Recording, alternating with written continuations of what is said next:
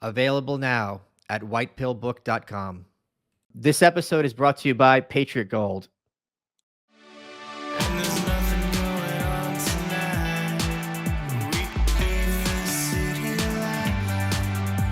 Or maybe just get drunk and stay inside.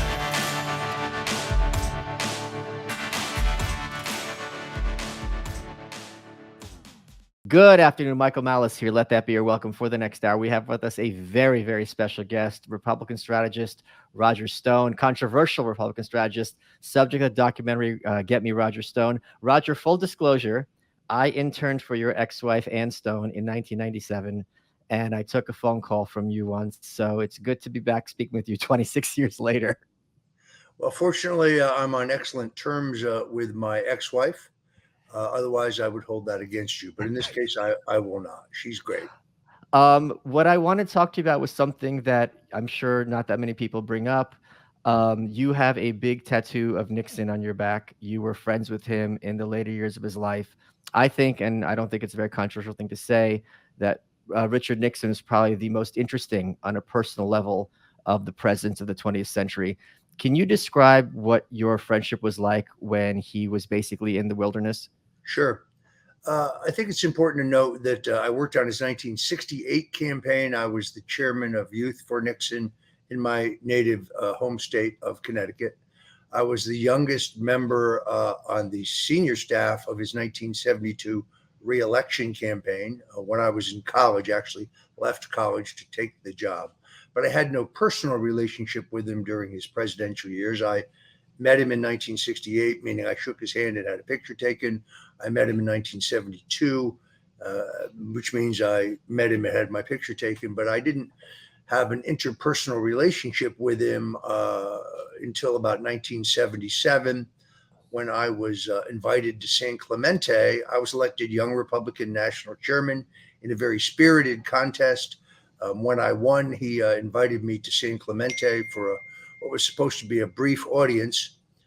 Frank Gannon, who was his handler at that time, told me, look, the president's very busy. He'll probably give you 15, 20 minutes, but there's the door. And we ended up spending the entire afternoon together talking politics. I think probably because in the initial conversation, he said, well, congratulations. It's a great position, young Republican national chairman. What do you think the state of the party is? I said, well, I think it's very strong. And I think we're going to take back the White House in 1980. And he said, well, surely John Connally will be the Republican nominee. I said, no, sir, absolutely not. Ronald Reagan will be the nominee. And he said, really? You really believe that? And I said, sure. And he asked me why. I gave him a number of reasons. And he said, are you free for lunch? And I said, yeah, I have no plans. So they brought lunch in on trays, and I ended up speaking to him really until about 4:00 in the afternoon. He was a sponge. He had an insatiable appetite for political information as well as political gossip. And we became fast friends. Then a short time later, Charles McWhorter, who had been with him since his vice presidential days, had gone on to be an executive at AT&T, retired, and the former president asked me if I would help him in terms of evaluating a number of speaking requests and passing messages and so on. I think it was the Washington Post who said that I emerged as Richard Nixon's man in Washington in his post-presidential years. Then in 1980, when I went to work for Ronald Reagan, after Reagan won the nomination, I got the assignment of traveling from Washington to New York once a week to give Nixon an in-person briefing on the status of the campaign, the polling data in various states, the upcoming schedule, and so on.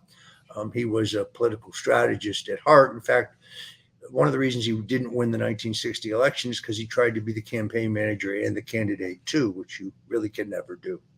So we had a very warm relationship. I've written 2 books on him. Let me say right out at the top, yes, taking us away from the gold window, doing away with the gold standard, probably his greatest single mistake.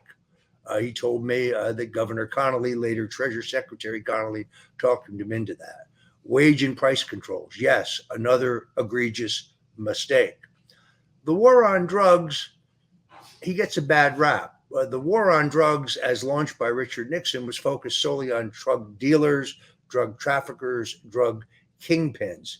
It's Joe Biden, as chairman of the Senate Judiciary Committee, and Bill Clinton, who then turbocharged the war on drugs to target people for the first time, nonviolent crime of simple possession of small amounts of drugs for personal use, which of course has fueled the military prison industrial state, has clogged our prisons with people, disproportionately people of color, who are not a danger to society, who have no previous criminal records.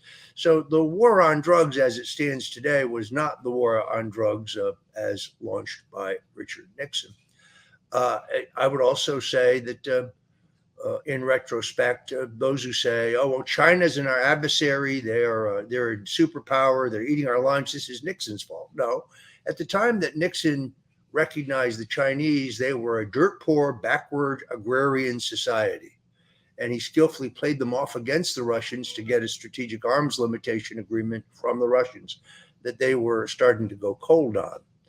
There was no way for Nixon to foresee that Bill Clinton would give the Chinese our deepest military secrets in return for campaign contributions, or that the Bushes would give them most favored nation trading status, which is what allowed them to become the superpower that they are today.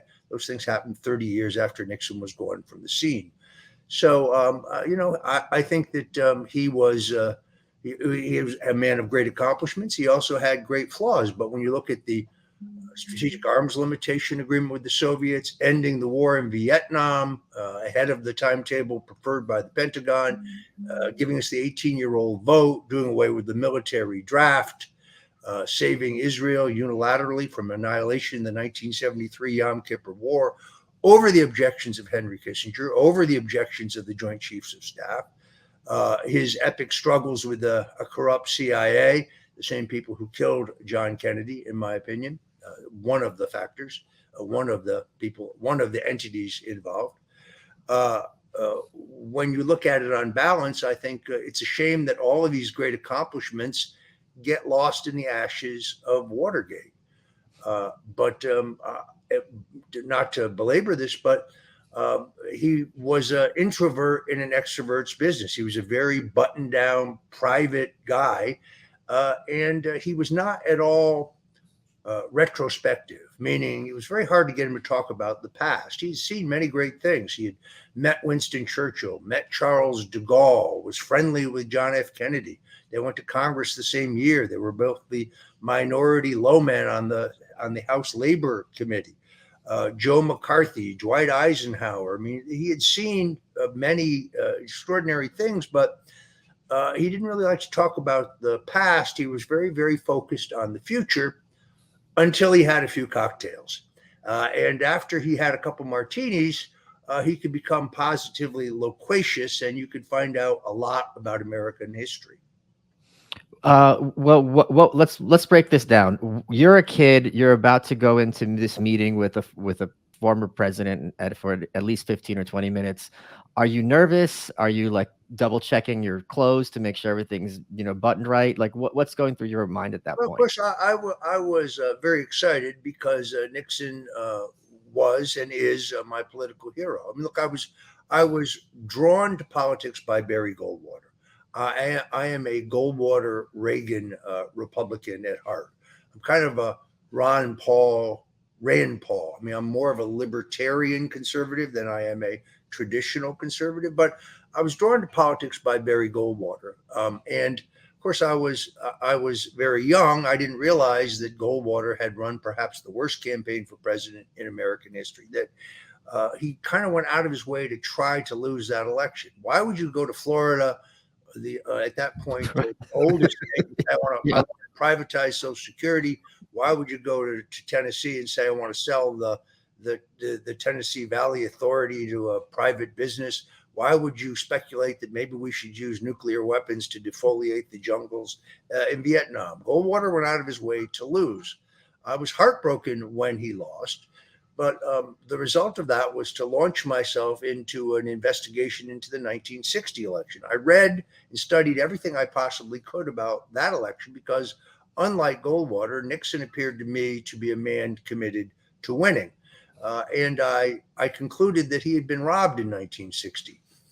I was able to access, and I later wrote about this, a multi-part series in the New York Herald Tribune, which was once a major competitor to the New York Times, now out of business, which is not available online, but you can find on microfiche in a dusty basement in New York City, a multi-part series on how the 1960 election was stolen by John Kennedy and the mafia from Richard Nixon. So I wrote him a letter in exile, told him that I thought he had been robbed of the presidency. And lo and behold, when his campaign got geared back up, when his comeback was launched, I had a lowly job as a gopher. But again, I had very little contact with him. I had a lot of contact with his campaign manager, John Mitchell, sitting outside Mitchell's door in New York City. I saw the greats and near greats of American politics come and go. Everett Dirksen, Nelson Rockefeller, Ronald Reagan, Bill Scranton, George Romney, who was Mitt Romney's father. And boy, the apple hasn't fallen far from the tree there. George Romney knifed Goldwater in the back the same way his son Mitt knifed Donald Trump in the back. It runs in the family. It was a very exciting thing for me to actually sit down and have Nixon's focus. It was an opportunity to meet my hero as opposed to just shaking his hand. We kindled a very warm relationship. There's a lot of anomalies about Nixon that people don't know. For example, Nixon could play the piano, the clarinet, the saxophone, the accordion, and the violin. He was proficient in all of them, but he could not read music. Nixon did 100 push-ups every day, 100 crunches every day. He was meticulous about his fitness. He was very, very careful about what he ate and drank. He was extremely disciplined. His body weight at the time that he left the Navy was identical to his body weight at the time that he passed away. He has the most meteoric rise in American politics. By that, I mean, in 1946, he is released from the U.S. Navy, and 6 years later, he's the vice president of the United States, which is really extraordinary. In other words, 2 terms in the House, elected to the Senate in 1950, and then a landslide in 1952. Yeah, it was a landslide when he beat Helen Gahagan Douglas in California. It was 60% to 40% approximately. I write about that in my current book. Yeah, I think that's right. I mean, look, the fact that he turned out to be right about Alger Hiss being a communist spy. Alger Hiss was a high-level aide to Franklin Roosevelt. He was accused of being a Russian spy. He denied it. Everybody else was prepared to say, okay, we were wrong. Nixon was convinced that Hiss was a Russian spy. Hiss was ultimately convicted of perjury on that point. And then decades later, when the Soviet Union fell and we actually got our hands on the actual KGB records, guess what? Alger Hiss was a Russian communist spy, and he was passing on documents to the Soviets. So that, plus the fact that he beat the crap out of Helen Douglas in a Senate race where he called her the Pink Lady, soft on communists. She's pink, folks, right down to her underwear, Nixon would say. And she had voted. She had voted with Vito Marcantonio, the notorious actual Communist Party elected congressman from Harlem. They had a great commonality in their voting records. Nixon used this to great effect. He ran a very aggressive campaign. Those 2 things made him the hate object of liberals in this country to the time of his death. It is why he is so polarizing a figure. And it is also why I think in the end, because he was pro-peace, because the military-industrial complex, which is what they were called then, but today we call them the deep state, they have no interest in peace. They're interested in war. War is profitable for the defense contractors, profitable for the military-industrial complex, and therefore Nixon ran afoul of them. They thought when he was elected that he would ramp the Vietnam War up even further. Instead, he ended it. They did not want a strategic arms limitation agreement with Russia. They wanted to buy more missiles and more bombs. They did not want a rapprochement with the Red Chinese. They wanted to leave them out in the cold. So Nixon's greatest single, I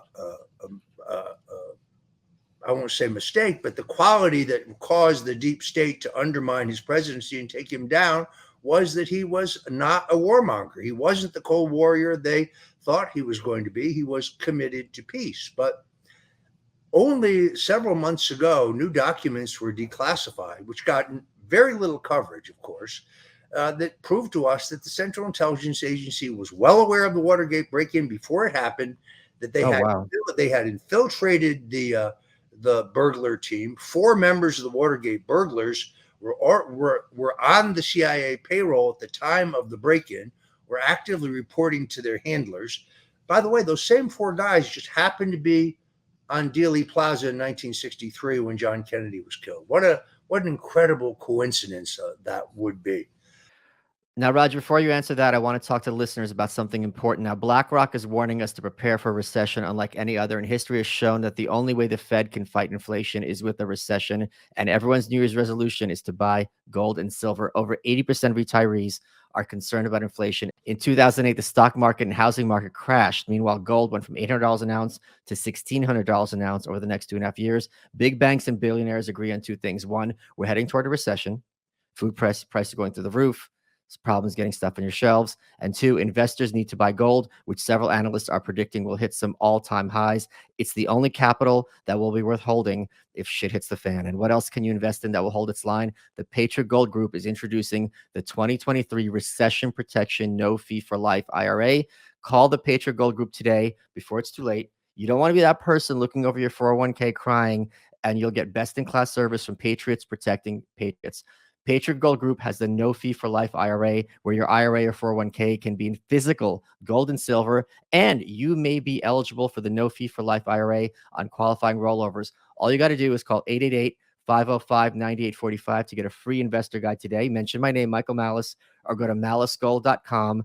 Patriot Gold Group is Consumer Affairs' top-rated gold IRA dealer 6 years in a row, so call 888-505-9845 or go to malicegold.com.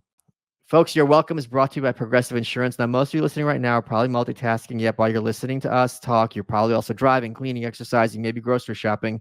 But if you're not in some kind of moving vehicle, there's something else you could be doing right now, which is getting an auto quote from Progressive Insurance. It's easy, and you could save money by doing it right from your phone. Drivers who save by switching Progressive save nearly $700 on average, and auto customers qualify for an average of 7 discounts. Discounts for having multiple vehicles in your policy, being a homeowner, and more. So just like your favorite podcast, Progressive will be with you 24/7, 365 days a year, so you're protected no matter what. Multitask right now.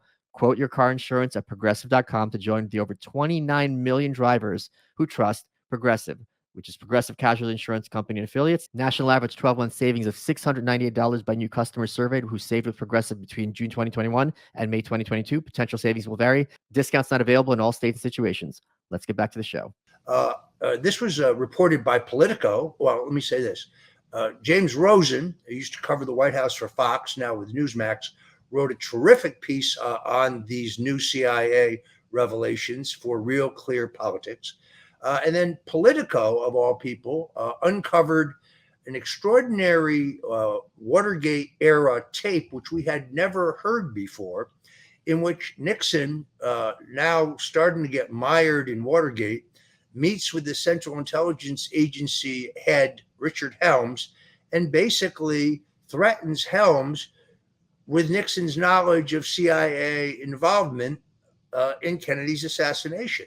And it's a fascinating tape. I've listened to it several times. There's a great piece written on this at Politico. I'm about to post a piece that I've written for my Substack on it. But Nixon actually says to Richard Helms, now, Dick, there's a lot of funny business over there, but when you get right down to it, I know who shot John, if you know what I mean. There it is. There it is in plain sight. So he's basically threatening the CIA that he will expose their secrets if they expose his. It is not fruitful, but he knows that they have been engaged in a lot of funny business in Cuba, a lot of funny business in Guatemala, and so on. So there's growing evidence that the Central Intelligence Agency is involved in the Watergate breakdown. They're involved in the takedown. Nick Ackerman, who's a bio critic of mine, he often appears on the show with Ari Melber, who is literally the worst piece of shit on television. Ackerman knew in real time, according to declassified documents, about the CIA's role. He was a Watergate special prosecutor, but he didn't pursue any of that. None of it shows up in the final report filed by Leon Jaworski. And Howard Baker, the minority member of the Senate Watergate Committee, and his counsel, Fred Thompson, later became a senator from Tennessee on his own. They were both aware of the CIA's involvement in the break-in. They were not allowed to publish that in a minority report for the Senate committee. So there's a lot we don't know about Watergate, but we do know that it was kind of like the coup that took down Kennedy, kind of like the attempted coup to take down Trump. It was the removal from power of an outsider whose agenda was different than the agenda of the military-industrial complex. Good God, Nixon's for peace. We've got to get rid of him. That brings me to my next question. You set up perfectly. So I have a small segment in my current book, The White Pill, which is about Gordon Liddy. And there's two ways of looking at this. One is Gordon Liddy is a crackpot, or two is Gordon Liddy knew what he was talking about and his words should be read wisely. So Gordon Liddy recounts a situation where he was sitting down after shit's hitting the fan, and he's talking to John Dean, who is the White House counsel. And Liddy talks about, look, he was concerned because there had been conversation in the White House about, and you can correct me if these two things are wrong, please, that Daniel Ellsberg, who had leaked the Pentagon Papers, there had been discussions about drugging him. There have been discussions about assassinating reporter Jack Anderson. And Liddy says, look, I'm the best guy you guys have, and I'm scared that you're going to hire an amateur if you want to take me out and start shooting up my house. So if you need to take me out, tell me where to stand so you can take me out. I don't want some amateur killing my family. And John Dean pauses and says, well, I don't think we've gotten there, Gordon. Do you think Gordon Liddy was being paranoid, or do you think he was being realistic in being concerned that his life was in danger? Well, first of all, I knew Gordon Liddy from the time that he ran for Congress. In 1966, he was an assistant Dutchess County prosecutor. He ran in the Republican primary for Congress in the Mid-Hudson Valley, in a district I lived in at the time. I was a very young man. And Liddy won the nomination of the New York State Conservative Party, but he lost the nomination of the Republican Party, who nominated Hamilton Fish Jr., whose father and grandfather and great-grandfather had all held that seat. In New York, you have a unique situation in which you can be the candidate of multiple parties, but you win the cumulative total of their votes. And there was a concern that because Fish was on the Republican line and Liddy remained on the Conservative Party line, that they would split the Republican vote, allowing for the election of a Democrat. And this, I think, was John Dyson, actually. So the Republicans appealed to House Minority Leader Gerald Ford. Gerald Ford got Gordon Liddy a job in the Nixon administration at the Treasury Department. And although it was too late to get Liddy's name off the ballot, Liddy would not campaign and publicly endorsed Hamilton Fish, who was not the sharpest tool in the shed, if you know what I mean. So it is Gerald Ford who gets Liddy to Washington. In all honesty, Liddy was a dramatist, but he was way in over his head. I don't think he ever understood that E. Howard Hunt and James McCord, both of whom were among the Watergate burglars, were working for the Central Intelligence Agency, and they were playing him. Gordon was being played, and the Watergate bugs that they placed never worked. I mean, there were just a number of questionable things about the entire operation, starting with the fact that Nixon is leading in the polls in 49 states. He's about to win a smashing re-election victory, the greatest landslide in history. And anyone who's been involved in politics knows there is no information at the National Committee that's of interest. The action is over at the presidential candidates campaign. If you're going to bug someplace, you would bug George McGovern's campaign, but there was no reason to do that because you were about to slaughter him in a Democratic election. Never any evidence that Nixon knew in advance about the break-in. The role of John Dean is what's key here, because John Dean is not the whistleblowing hero that he tells you. Dean is deeply involved in the initial plan to break into the Watergate. Dean has his own reasons. They are very well outlined in a book called White House Call Girl by Phil Stanford. John Dean's wife had worked as a call girl. There was incriminating information on her in a portfolio of photos of women that would be available to dignitaries who were visiting Washington in a call girl ring being used by the DNC. P.S. The State Department and the RNC were also using the same call girl ring. It was Washington in the 1970s. So Dean has a motive. It is to get that information, to retrieve that information. Dean has successfully sued a number of authors and reporters who have contradicted his phony narrative. But it is John Dean who planned, pushed, lied to Nixon about, and covered up the Watergate break-in. And then when he saw that the truth was going to get out, he rushed to refashion himself as a truth teller, as a whistleblower. And it is complete and total nonsense. His books have huge discrepancies. So, for example, he published a book called The Nixon Defense that he claimed was the definitive transcription of all of the White House conversations that had been taped by Richard Nixon. But there's 3 conversations that are just coincidentally, I guess, missing from the book. They're the 3 ones in which Dean lies to Nixon and says, no, there's nobody at the White House involved. That's a lie. Lies to him for 19 months about White House involvement in the break-in, and also coaches Nixon on how to perjure himself if he's asked about it. So Dean is the bad guy of this. Liddy, I think, was a colorful character. He was, I think he was well motivated, but he was way, way in over his head, and he was kind of a madman. He was a very, very engaging radio host, and I'm glad that he had a second career at that. He had enormous personal integrity, obviously, at least in his view of the world. But I think he was played by others in the Watergate scheme. But do you think that he was being realistic when he was making the claims that his life at various points was in danger from the government? Yeah, I think there was zero chance that anybody was going to bump Gordon Liddy off. Okay.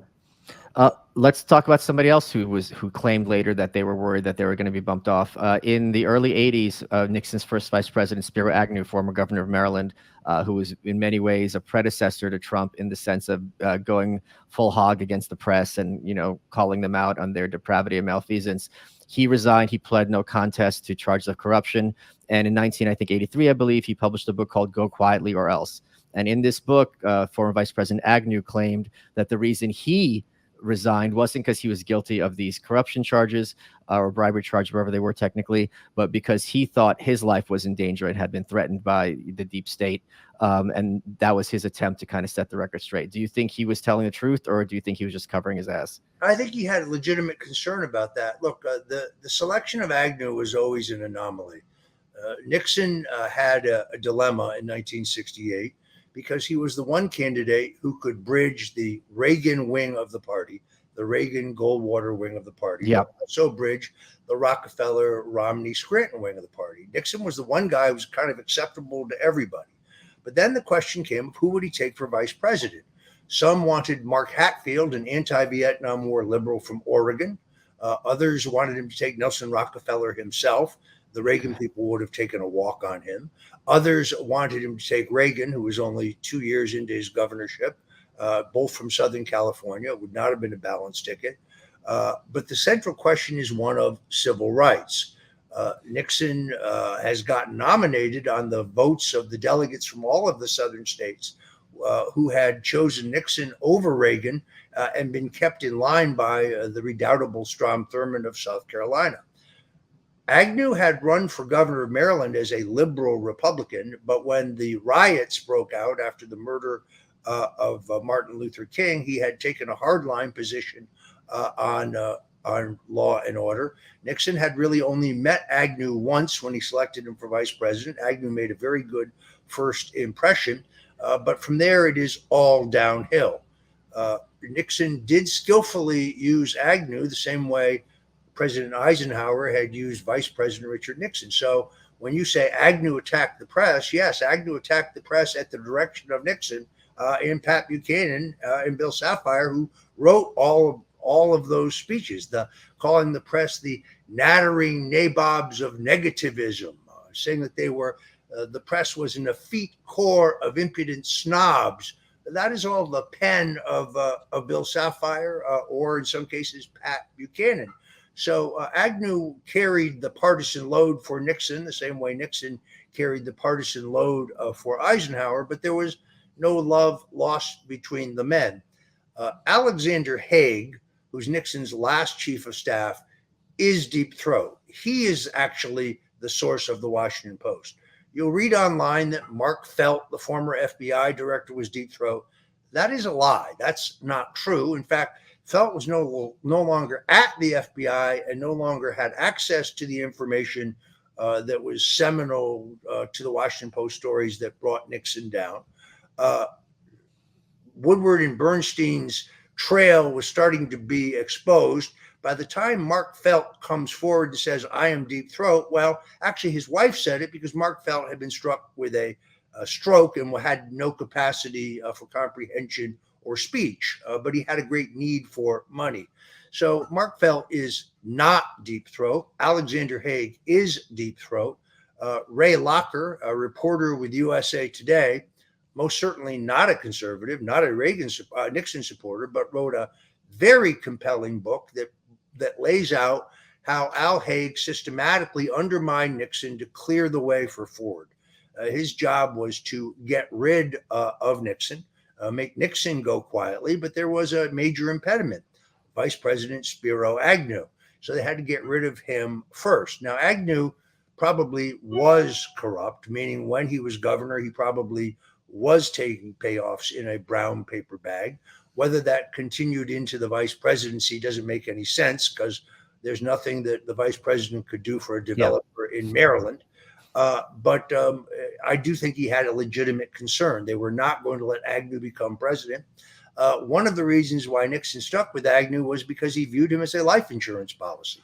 Right. As long as Agnew's vice president, they're not going to impeach me and they're not going to assassinate me. Although, in truth, there was an assassination attempt on Nixon in Miami, which has not been widely reported, but which Frank Sturgis, one of the Watergate burglars, talks about extensively on the record.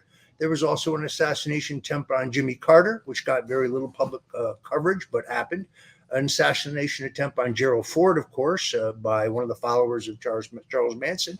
Obviously, an assassination attempt on Nixon, as I've just said, an assassination attempt on John F. Kennedy that was sadly successful. I must say, in retrospect, being a hyper Nixon partisan, my opinion of John Kennedy has really changed over time. I mean, yes, he was a playboy. Yes, he was viewed in the Senate as a lightweight. Yes, he was admired for his wittiness and his grace and his cultural bearings. His father was a gangster. They did spend money to propel him to the White House. But John F. Kennedy was an ardent anti-communist. He actually ran in 1960 to Nixon's right, which Nixon never saw coming. He flummoxed Nixon for not being tough enough on Castro, not being tough enough on the communist Chinese, and taking a harder line on Vietnam than expected. John F. Kennedy was a tax cutter. He cut federal taxes deeply, which really bounced up the economy. John F. Kennedy deeply distrusted the intelligence agencies. They lied to him about the Bay of Pigs invasion. They lied to him about the Cuban Missile Crisis. They were caught short in both cases. He threatened to smash the CIA into a million pieces and scatter them to the wind. That's a direct quote. He was committed to a silver or gold-backed dollar. In his case, he preferred silver, but the point is he was a hard money man, did not want to move into paper money. The banks hated him for that. He wanted to tax the big Texas oil companies. They were getting away with murder because of the oil depletion allowance. So in retrospect, I think Kennedy was a great president. I think he would have been even greater had he lived and served a second term, but he was not a liberal. There's no evidence that he was a liberal. On civil rights, in all honesty, he made great pledges on civil rights in the 1960 campaign, but he never fulfilled them in the 3 years that he was president because he was convinced by Vice President Lyndon Johnson that the Senate committee chairmen were all Southern senators, the old bulls, that they would kill Kennedy's entire program and budget if he pursued civil rights. So under John Kennedy, there was no Voting Rights Act, there was no Open Housing Act, there was no Non-Discrimination Act. Nixon, basically, Kennedy was a bystander. And Johnson kept telling him, you can't do those, you'll have to do them in a second term. What he really meant was, after I kill you, I will do them to shield myself from the left, and also to justify a deeper involvement in Vietnam. As you know, I've written a book called The Man Who Killed Kennedy, The Case Against LBJ. It's a New York Times bestseller.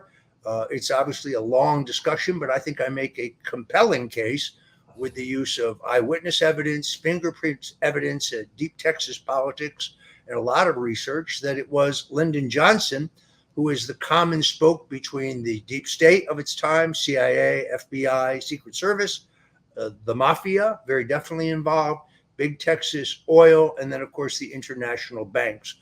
All of them with a reason why they favored the removal of John Kennedy and why they would later favor the ending of any prospect that Robert Kennedy would become president and reopen an investigation into the murder of his brother. One of the things you said earlier is that you regard yourself as a Nixon ultra-partisan, and you also regard yourself as a Goldwater Republican. The relationship between the two men is an enormously interesting aspect of history. Goldwater was the senator who was tasked to go to the White House and tell Richard Nixon, you don't have the votes. If the impeachment articles go forward, we're going to remove you from the presidency. And I want to quote to you a bit from Goldwater's memoir, when he was on the phone with President Ford discussing the pardon. And he said, Ford called me just after granting the pardon, but before announcing it, Goldwater said, Mr. President, referring to Ford, you have no right, no power to do that. Nixon has never even been charged or convicted. What are you pardoning him of?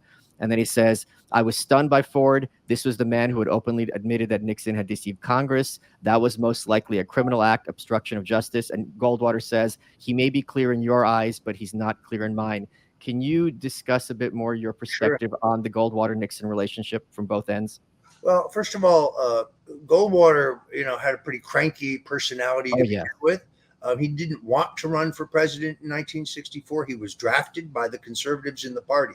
So I think Goldwater had some enthusiasm for a race against John F. Kennedy. He and Kennedy had served together in the Senate. They were friends.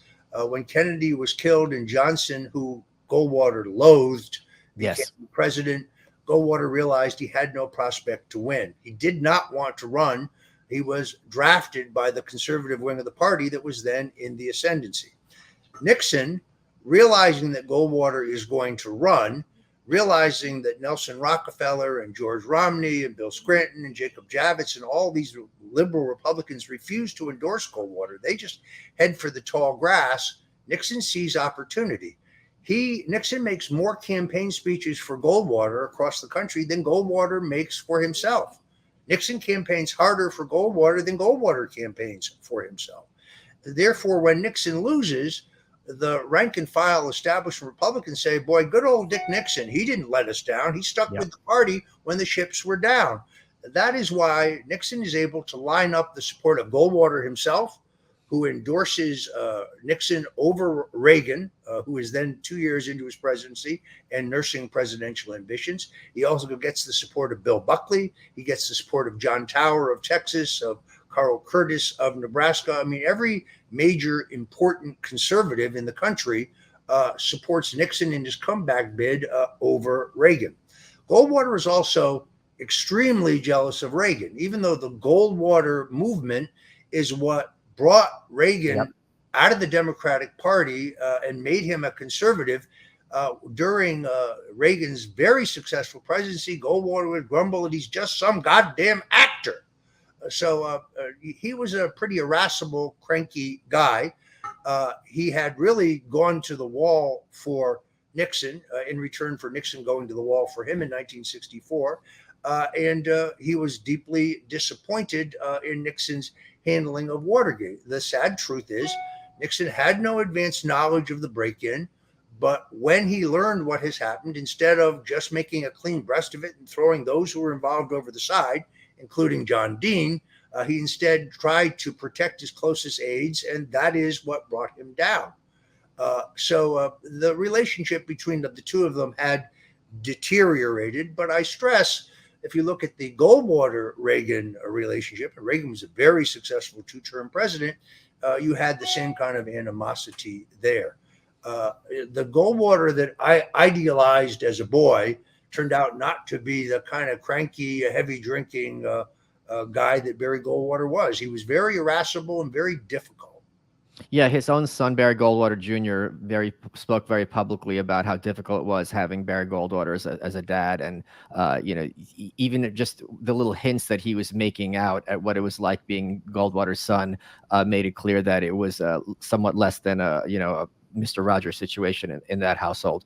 I'd like to ask you about someone who's often forgotten about history. You discussed how Nixon was an introvert and extrovert's job. I think someone who takes that to the next degree was Pat Nixon, Nixon's wife. She was first lady, but she, by all accounts, seemed to be intensely private, hated the spotlight, was not one of these like Michelle Obama, Hillary Clinton first ladies, for Eleanor Roosevelt, who put themselves front and center and craves the attention of the cameras. Did you ever get to know Pat Nixon, and what was she like as an individual? I did, although I think it is very important to realize that Pat Nixon is the first presidential candidate's wife who has an independent campaign schedule.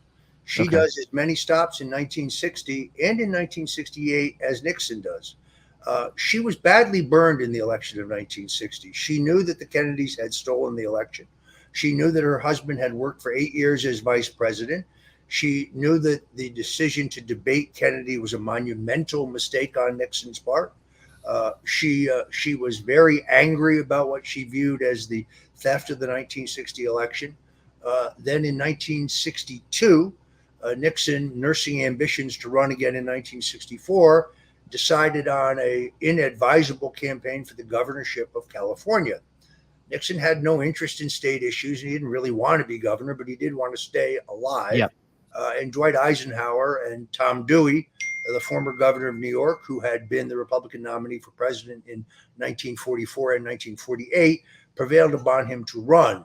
Pat Nixon, that was the only Nixon campaign in which Pat Nixon was not deeply involved in campaigning. She showed up for the announcement. She showed up for election night, but by and large, she was not enthusiastic about that race. Between the murder of John F. Kennedy, the murder of Martin Luther King, and the Vietnam War, the political seas part, and the murder of Kennedy has the inadvertent result of breathing life back into the political career of one Richard M. Nixon. Pat Nixon is very hesitant about the 1968 campaign, but in the end, she agrees, and she plays the same aggressive role in that campaign, doing her own campaign schedule, doing thousands of teas and ladies events.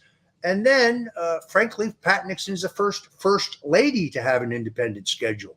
She traveled extensively as an ambassador for this country in South America, also in Asia, as well as Europe. She was a very, very active first lady.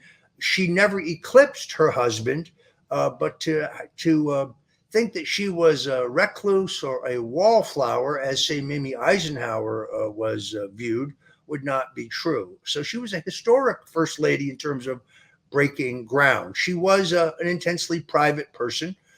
Nixon had a high pain threshold for politics. I mean, he took a beating and kept on. Oh, yeah. She took a lot of that very personally. She was a heavy smoker, and she ultimately succumbed to emphysema, which is, as Nixon told me at the time, a real bitch. I went to their home for Christmas parties for 3 years when they lived in Saddle River, and I found her to be an extraordinarily gracious lady. And like her husband, she had an encyclopedic memory. So she knew my wife's name. She knew how many kids I had. She knew all about me. She knew that I had written, and she was very kind. I liked her enormously. But by that time, she was really committed to her grandchildren and her gardening, and she no longer desired to be in the public spotlight. Folks, one of the greatest accomplishments of my life I'm saying this completely non-ironically, is being an underwear model for Sheath underwear. I wear it every single day, and I love wearing it. What makes Sheath special from other underwear is they've got 2 pouches for both parts of your male anatomy. It keeps you cool in the summer and keeps you warm in the winter. Their stretchy fabric is made out of this moisture-wicking technology, keeps you nice and dry, you know where. If you know me, you know Sheath underwear. And here's the thing: if you go to sheathunderwear.com, use promo code Malice, you get 20% off today. You can inside my pants. That'll be a first. Sheathunderwear.com, promo code Malice for 20% off. They're the most comfortable underwear you've ever put in your body. Support the underwear that supports the show, and let them support you. Try it. It sounds weird. The first time I put them on, I'm like, what is this? And now I wear them literally every day. And I model for them because I'm such a hunk. This is Walk-Ins Welcome with Bridget Pettisy. I love hearing people's stories of resilience and grit. This is why I created this podcast. We are very excited to welcome Jim Gaffigan, Yasmin Mohammed, Glenn Beck, Tim Dillon, Abigail Schreier, Jeff Garland, Ayan Hirsi Ali, Sam Harris, Heather Hying, Jonah Goldberg, Ben Shapiro, Glenn Greenwald, Sarah Shahi, Colin Quinn. If there's a culture of victimhood, then let's tell stories of grit and survival. Subscribe and listen now on Apple Podcasts, Spotify, or wherever you get your podcasts. Let's talk about a first lady who in many ways is regarded as the opposite, who was the first lady when I was growing up, which is Nancy Reagan. The relationship between Ronald Reagan and Nancy Reagan seems to be something that most people, even their kids, couldn't always wrap their heads around. Reagan was very much a glad-hander, extrovert, never met everyone. He was a stranger, just a friend he hadn't met. Nancy had a reputation of being very much this ice maiden, kind of like the pit bull behind the throne.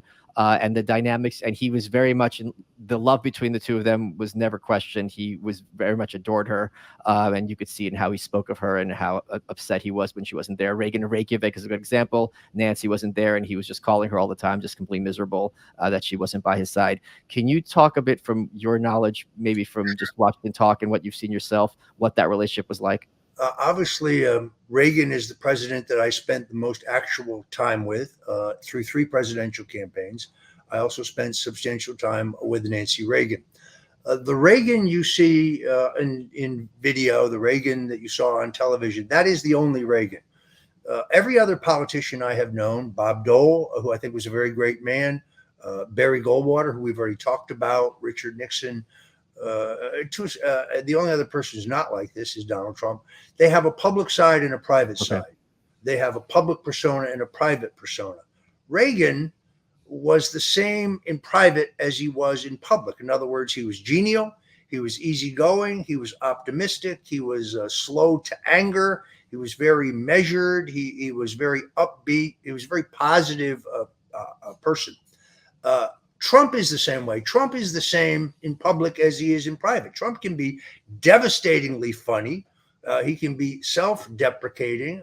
He also has a very high pain threshold when it comes to politics. He lets the attacks on him roll down his back, but there is not a private Trump and a public Trump. He, like Reagan, is the same. Nancy Reagan was fiercely protective of her husband. Nancy Reagan had an extraordinary, shall we call it a bullshit detector. She understood when other people were trying to feather their nest at Ronnie's expense. She had a deep dislike for George and Barbara Bush, which was, I think, a correct instinct. She recognized the inherent jealousy of the Bushes. George Bush had toiled in the vineyards of the Republican Party for decades. He viewed Reagan as a lightweight actor. He was blown away after Bush won the Iowa caucuses, and then Reagan destroyed him in the New Hampshire primary and then ran the rest of the primaries to grab the nomination. So the blood was never good between Nancy Reagan and Barbara Bush. Reagan tolerated George H.W. Bush, but he viewed him as weak. The idea that Nancy manipulated everything around Reagan is not true. Reagan was, like Trump, he was very much a big picture guy. Mm-hmm. So Reagan was not going to raise taxes no matter what you said to him. He was not going to raise taxes. Reagan was not going to, when they said, you can't go to the Berlin Wall and call on Gorbachev to tear down this wall. You can't do that, Mr. President. Of course he did it. Well, do you know what he said? He goes, I'm still the president. Who's the president? Yeah, it's me, right? Okay. Exactly. Yeah. Well, and the same thing is true of Trump. So Yeah. when Trump ran, Trump said, I'm going to cancel these Paris climate accords. We're not paying $365 million to clean up the air while the Chinese, the biggest polluters on the planet, pay nothing. We're not doing that. No, we're not going to ship billions of dollars on paper to Iran, not to mention the pallets of cash that are not accounted for anywhere in the deal for payoffs. We're not doing that. I'm canceling that deal.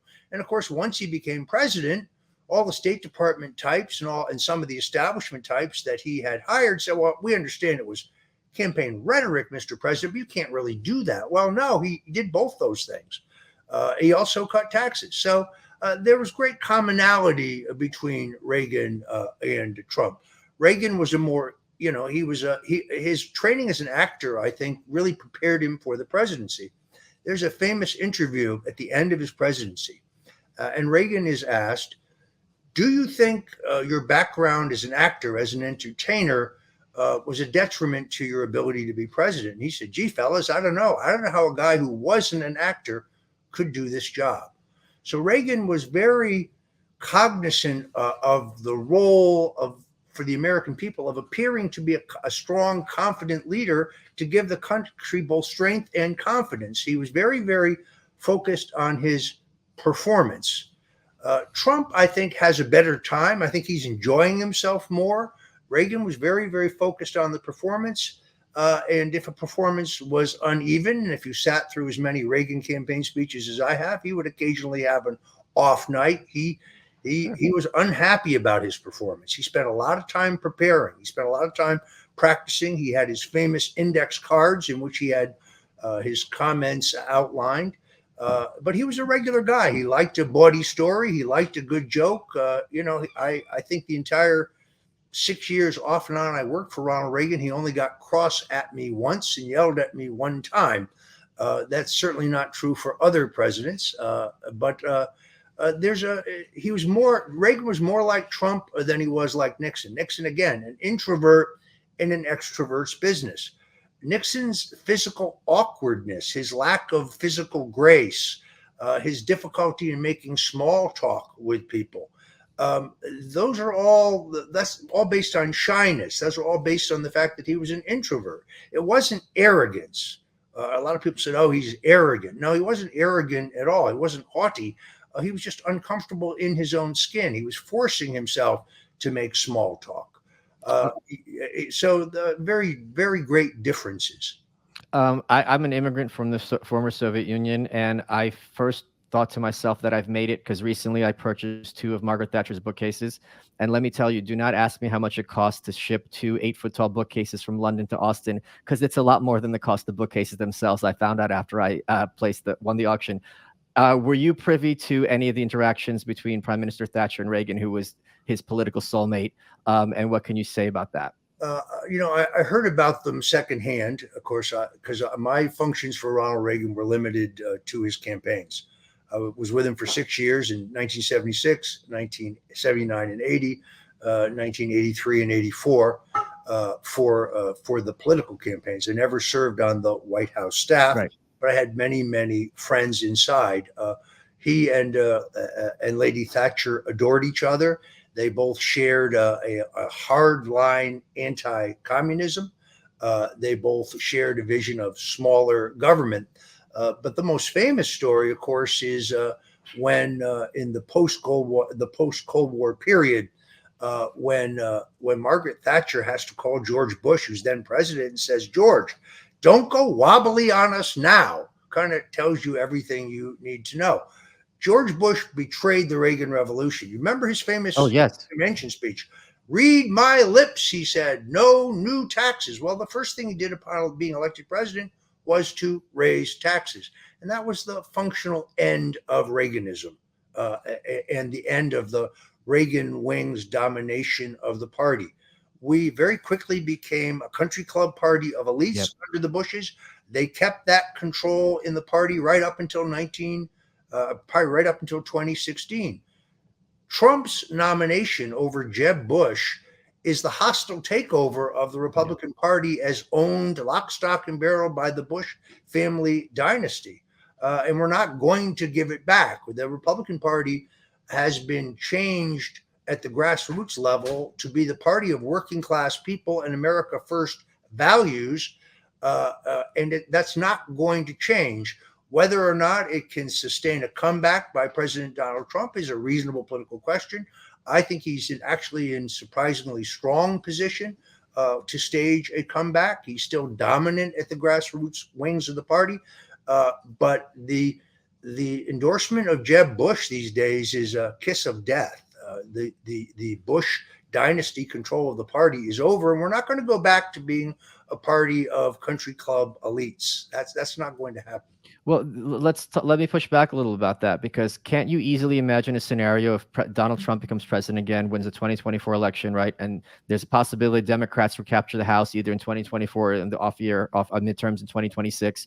If they impeached him a third time, wouldn't it be more than likely that Mitch McConnell would be more than happy to throw in his lot with the Democrats and whip enough Republicans to get him out of office? I mean, he seemed talk about no love lost between two men. I mean, Trump and McConnell, it's got to be off the charts at this point. I don't see McConnell running for re-election. I think he is at the end of his rope. Now, here's a question for you, though. So Mitch McConnell, when I met him in 1984, he was a Jefferson County judge. He was also poor as a church mouse. How is it today that he has a net worth of $54 million? How is that possible? I think it was President Harry Truman who said, show me a guy who got rich in politics and I'll show you a crook. And if we want to look at Donald Trump's tax returns, you know what we learned? Here's what we learned. He made a lot of money and he didn't pay a lot of taxes. Why? Because he took advantage of every legal loophole that was created by the very people who released his taxes. So if they want Donald Trump to pay more, they need to change the tax laws. I don't want a president who overpays his taxes, because such a president would be dumb. A president who takes advantage of the law to legally minimize his tax debt is the smart guy I want watching my money. Never mind never mind his own money. So I'd like to see Mitch McConnell's tax returns. For that matter, I'd really like to see Nancy Pelosi's tax returns. This is a complete violation of the entire spirit of the tax code. Every taxpayer is allowed to expect the confidentiality of their tax returns. There is no allegation that Trump did anything wrong. He's not charged with tax evasion. He's not charged with underreporting his assets or his income. So what was the purpose of publishing his tax returns? Simply to embarrass him? You didn't embarrass him. All you did was demonstrate to the American people that he's made a lot of money and that he's smart and took advantage of the tax codes. If you don't like the tax codes, then change them. There's very few chances I'm going to have an opportunity to ask someone who's been the recipient of a presidential commutation or presidential pardon. And this might seem like a trivial question, but it's still something of interest. How are you notified that you have been, or how does one notified that their term has been commuted or pardoned by the president? Do you get like something in the mail, like a certificate of pardon that you could hold on to? Well, recognize I had already received a letter from the Bureau of Prisons telling me that I was to report to a federal prison on a certain date. Okay. They normally would sentence you or send you to a prison near your home to make it easier for your family to visit you. But in my case, for some reason, they wanted to send me to a rural prison in Georgia, where the government insisted and the Bureau of Prisons insisted there were no cases of COVID. A woman who was a prison guard and the head of the prison guards union in that particular prison read this, contacted my lawyer and said, there's over 200 cases here. The tests have been conducted. They're withholding the results of the tests. There are no masks. There are no gloves. There are no guidelines inside this prison. So I think it's very dangerous for your client to go there. The whole idea was for me at 69 years old with a lifetime history of asthma to go to prison and die, because if I appealed my case, it would have demonstrated the corruption of the prosecution, the corruption of the jury, the corruption of the jury forewoman, and the epic bias of the judge in my case. So it was important that it be the end of the line for Roger J. Stone Jr. Yeah. In my particular case, President Trump called me on a Friday afternoon. Those who say, oh, Trump and Stone always had a deal. Stone was going to cover up for Trump in the investigation and Trump was going to part. Cover up what?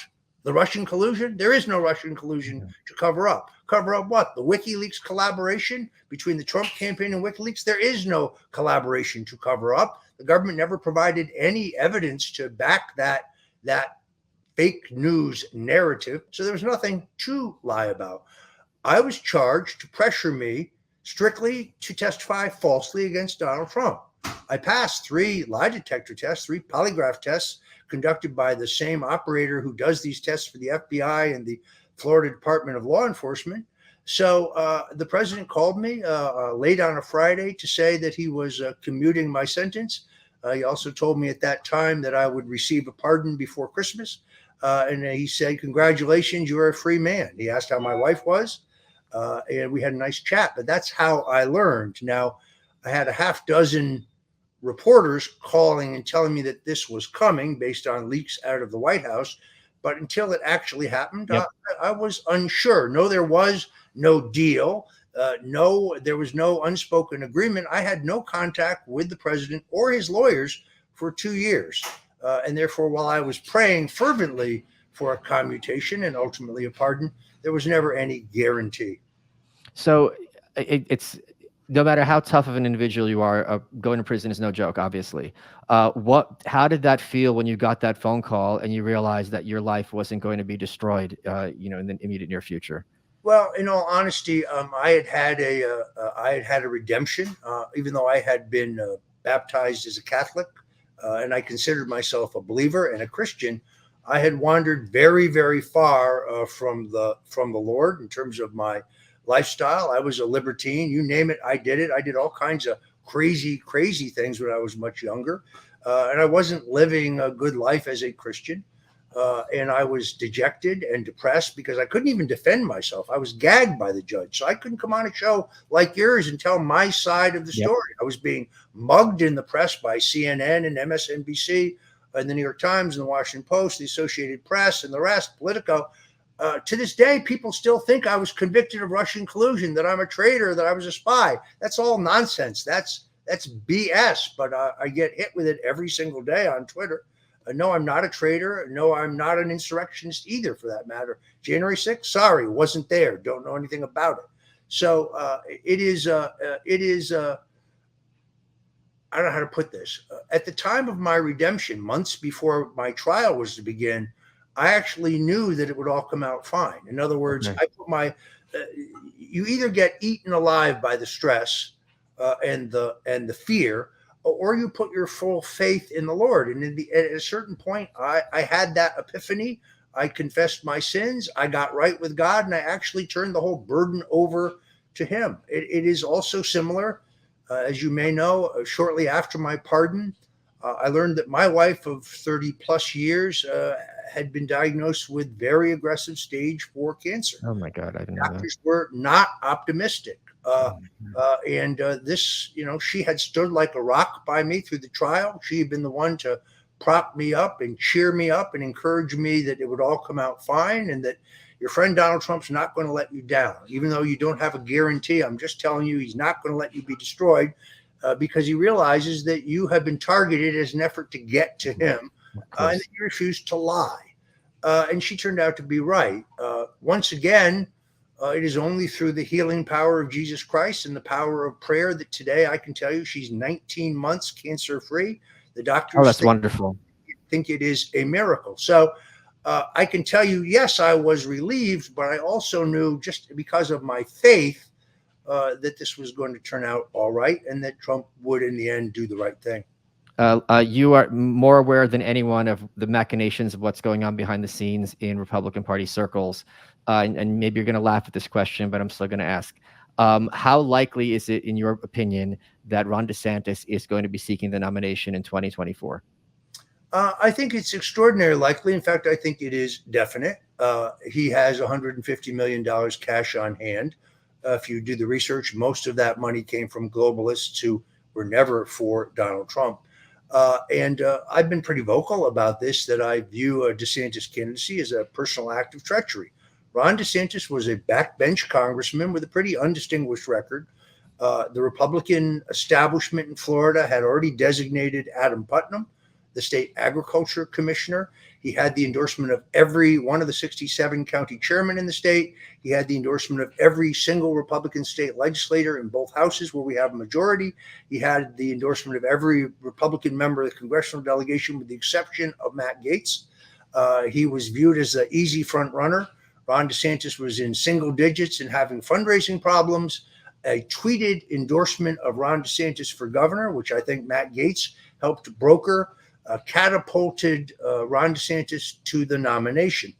Ron DeSantis was not a strong candidate for governor because he had served at the federal level, had very little interest in state issues, had really wanted to run for the U.S. Senate, had actually announced his candidacy at the time that it appeared that Marco Rubio would retire. And then Rubio changed his mind and ran, and DeSantis withdrew from that race and ran again for the House. Then, of course, he ended up running for governor. He was such a weak candidate in the general election that President Donald Trump came to Florida twice in the final 2 weeks and literally dragged both he and I think Rick Scott over the finish line, Scott running for the U.S. Senate.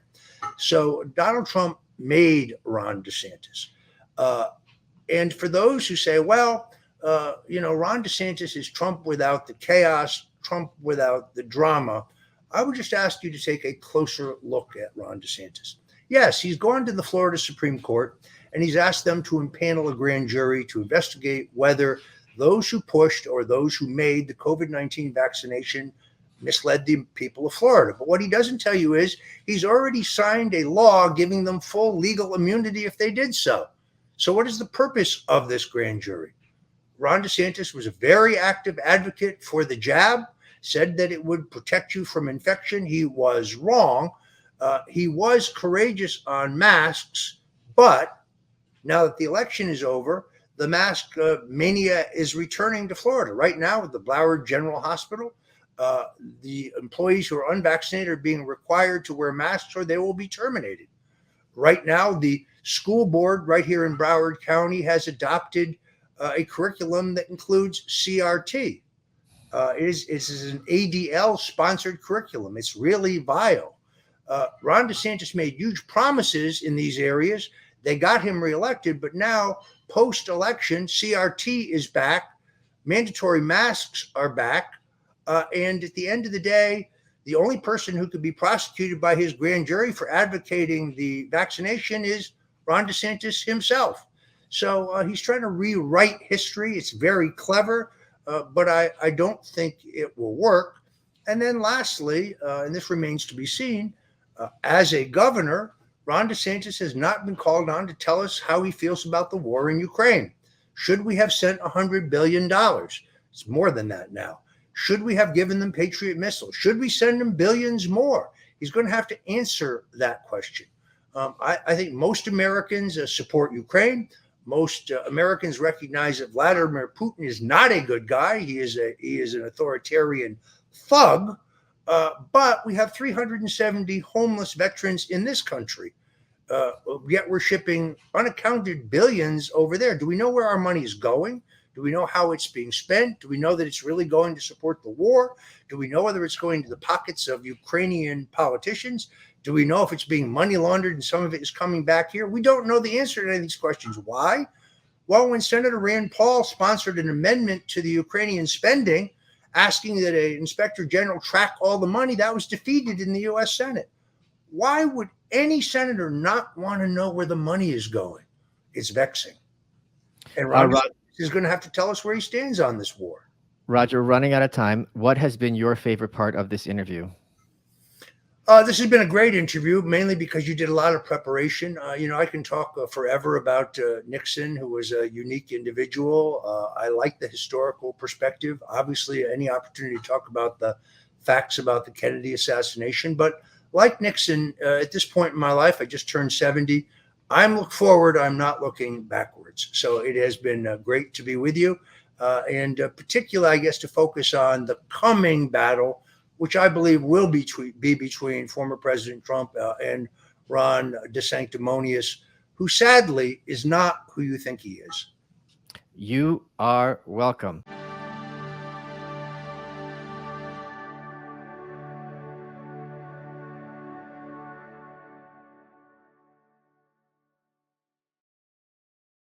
All month long on Pluto TV, stream the biggest Tyler Perry movies free. Watch your favorites like Medea's Witness Protection and Medea's Big Happy Family. Join Tyler Perry as he goes on a couples retreat with Sharon Leal in Why Did I Get Married? Or Idris Elba and Gabrielle Union in the Tyler Perry directed film Daddy's Little Girls. Plus, Pluto TV has hundreds of channels with thousands more movies and TV shows, available on live and on demand. Download the free Pluto TV app on all your favorite devices and start streaming now. Pluto TV. Drop in, watch free.